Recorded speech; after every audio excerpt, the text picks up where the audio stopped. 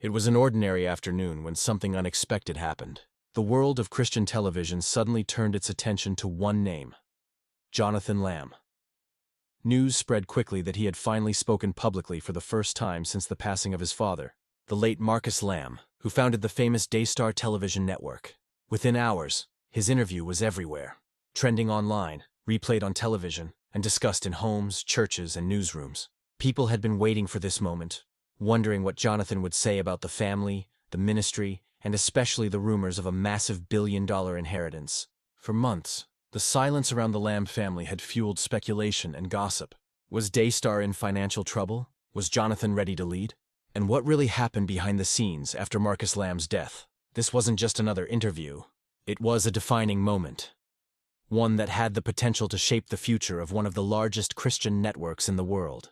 As the cameras rolled, the atmosphere felt heavy, as if everyone sensed something big was about to unfold. When Jonathan Lamb appeared for the interview, he looked calm but serious. There were no flashy suits or grand entrances, only a quiet presence that reflected weeks of grief and deep thought. Losing his father had been painful, but stepping into his shoes was an even greater test. Daystar wasn't just a business.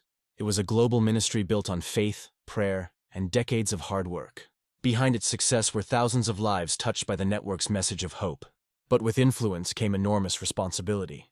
As viewers tuned in, they weren't just seeing a man ready to take control of a fortune. They were seeing a son wrestling with duty, family, and faith. Jonathan's silence after his father's passing had raised many questions. But now, his decision to speak showed that he was ready to face them. People wondered, would he protect his father's legacy, or would the lure of money and power change everything? The interview began softly, with the host asking about Jonathan's favorite memories with his father and their early days building the ministry. Jonathan answered gently, his voice heavy with emotion. But soon, the conversation turned toward the topic that had everyone's attention: the rumored billion-dollar inheritance. When the host asked him directly if the rumors were true, the entire studio fell silent. Even the crew seemed to pause. Jonathan looked down for a moment, took a deep breath, and finally said, "It's true, but it's not what people think." That single line immediately caught everyone's attention. He went on to explain that what he had inherited wasn't just wealth, it was responsibility. Behind the large numbers were commitments, debts, and promises his father had made to people and projects all around the world. He said the inheritance came with deep moral weight, not an opportunity for luxury, but a challenge to live up to his father's vision of faith and service. It wasn't a gift of gold, it was a lifelong calling. As Jonathan spoke, he shared a shocking detail that few knew about. When he first sat down with lawyers to read his father's will, he expected normal instructions: how to manage the network, the properties, and the finances. Instead, he discovered something completely unexpected: a special clause, written in his father's own handwriting. It stated that Jonathan could only receive full control of the inheritance if he made a lifelong promise to continue the ministry exactly as his father had envisioned it. He was forbidden to sell Daystar or turn it into a commercial business. If he ever abandoned the mission, the entire inheritance would automatically pass to someone else his father had already chosen. This revelation stunned both the audience and the viewers at home. It was no longer just a story about money. It was about loyalty, legacy, and faith. Jonathan admitted that this clause changed everything for him. It made him realize that his father's greatest gift wasn't wealth, but the responsibility to keep serving people through faith. Jonathan's discovery left him with a powerful but painful decision. He could either walk away from the inheritance, giving it up entirely, or accept it and dedicate his entire life to fulfilling his father's mission.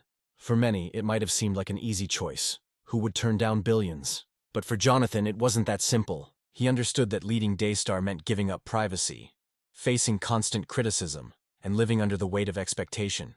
Every move he made would be watched and judged. Yet after days of prayer and reflection, Jonathan made his decision. He chose to accept the responsibility, not for fame or wealth, but because he believed it was what his father and God expected of him. His voice trembled slightly as he told the interviewer, "I accepted it, but not in the way most people expected." That line hinted that his decision would surprise many, and as he began to explain, the audience leaned forward in silence. Jonathan revealed that he didn't plan to keep the wealth for himself or live a luxurious lifestyle.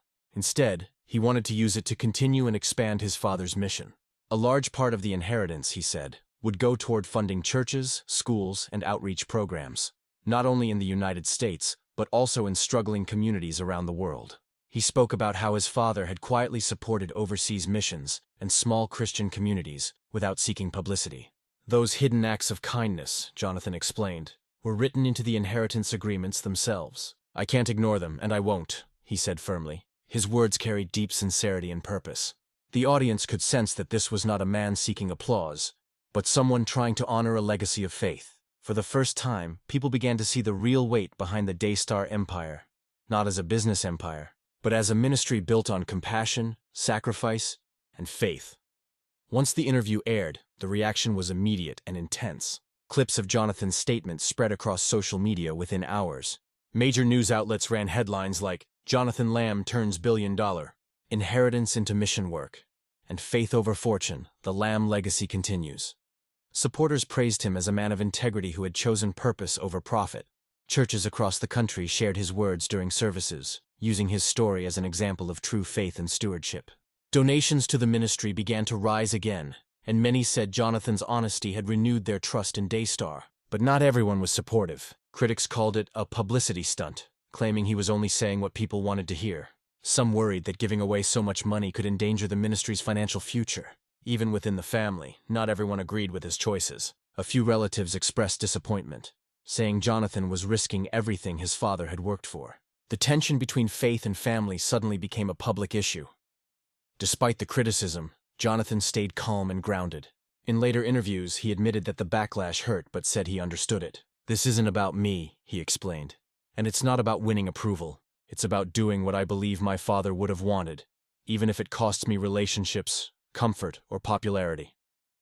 His quiet strength began to earn respect even from some of his critics.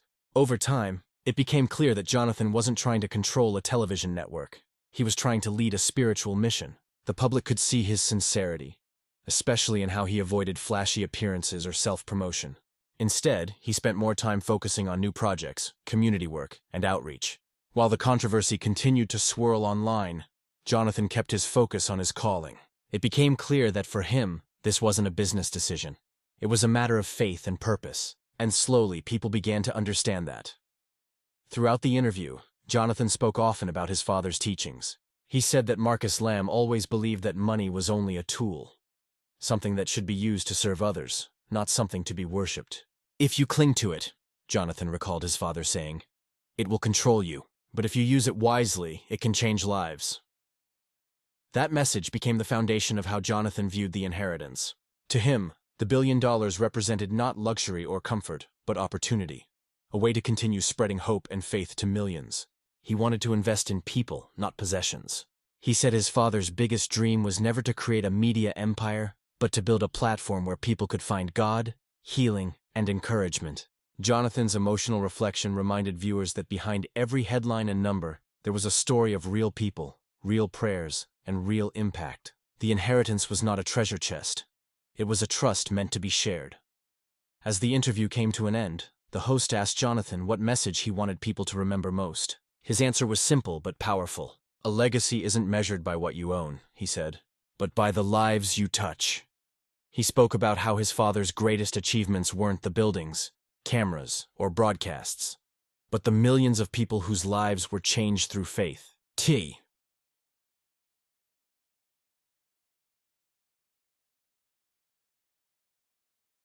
Jonathan Lamb knew that the world was watching him closely. Every move he made, every statement he gave, was analyzed and compared with his father's legacy. But Jonathan never wanted to replace his father. He only wanted to continue the mission God had given to his family. He often said in interviews that no one could fill Marcus Lamb's shoes, but he could walk the same road with faith and humility. He remembered how his father always prayed before every major decision. Jonathan followed the same habit, sometimes spending late nights in the studio where Marcus used to record, praying for wisdom and direction. He felt his father's spirit in every corner of Daystar, guiding him silently through the challenges. The hardest part for Jonathan was realizing how heavy leadership can be when it's tied to faith and people's trust. Running a global Christian network wasn't just about television programs. It was about touching souls. People from around the world wrote letters, sharing how Daystar helped them find hope during sickness, loss, or loneliness. Reading those letters brought Jonathan to tears many times. He understood that the true inheritance his father left him wasn't measured in dollars or property, but in faithful hearts changed by the message of God. This realization gave him peace. He didn't need to prove himself to the world. He only needed to stay faithful to the calling his father had begun. But not everyone understood Jonathan's journey. Some people accused him of trying to profit from his father's death. Others doubted his ability to handle such a massive responsibility at a young age. Social media could be harsh, and the criticism sometimes felt endless. Jonathan admitted in one heartfelt interview that he sometimes read the comments late at night and questioned if he was strong enough to continue. Yet, in those moments of weakness, he found comfort in prayer and the words his father once told him.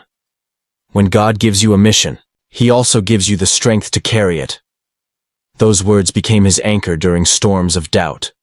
Jonathan's faith was tested in more ways than one. Managing finances, keeping the network running, and staying transparent with the public all demanded his full energy. There were moments when he felt like giving up, but every time he saw the faces of Daystar employees, people who had worked beside his father for decades, he remembered that quitting wasn't an option.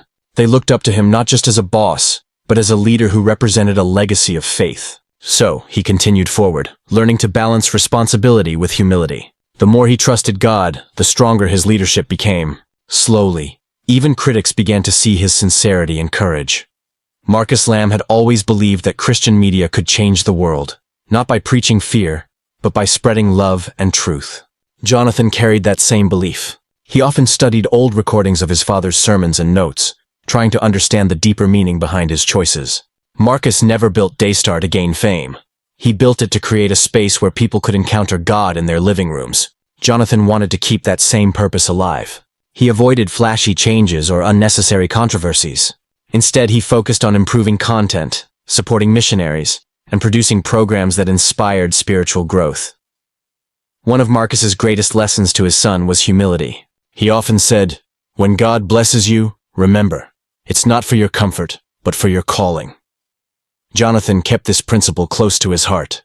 When he looked at the large estate his father left behind, he didn't see luxury. He saw opportunity. He began donating portions of the wealth to charitable causes, especially those his father had supported.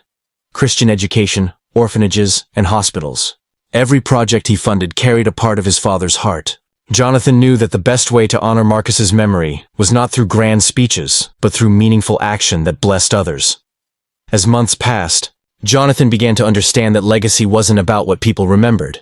It was about what continued after someone was gone.